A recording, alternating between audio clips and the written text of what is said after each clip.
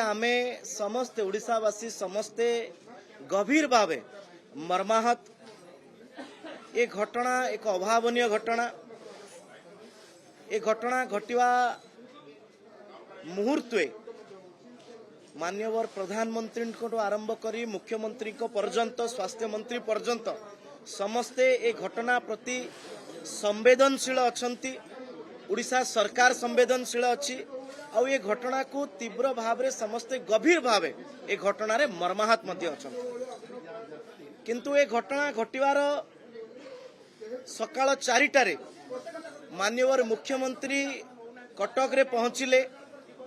जो माने ए घटना रे आहत होइचंती तांकु तुरंत अन्य जगह को स्थानांतर करिकी केमिति भलो चिकित्सा तांकु मिलिबो से व्यवस्था मध्य करागला।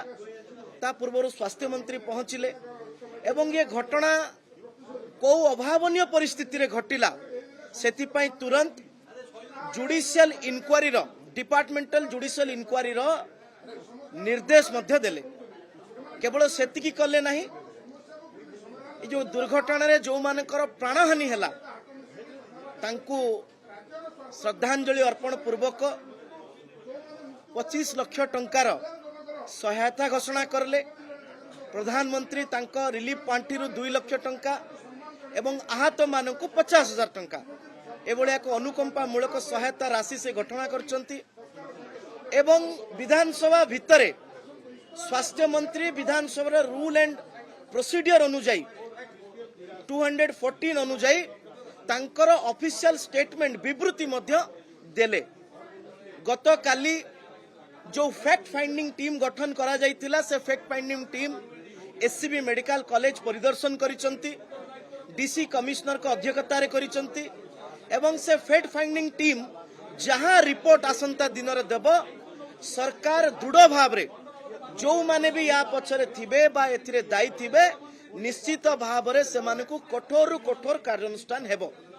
किंतु ये घटना एते संवेदनशील अछि, एते दुखद अछि।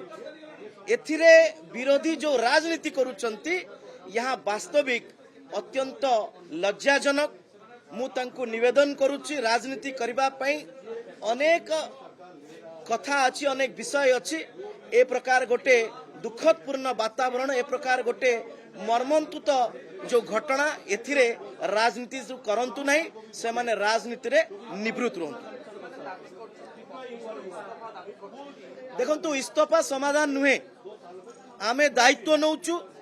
ए घटना पछरे जो माने भी अछंती से माने को निश्चित भाव रे कड़ा कार्यानुष्ठान हेबो एवं जो प्रकार भाव रे स्वास्थ्य भित्तिभूमि दीर्घ दिन हबो अवहेला हेछि, ए अवहेला को आसंता दिन रे जेमिति पुनरावृत्ति न हुए सेति प्रति मध्य दृष्टि दिया जाय।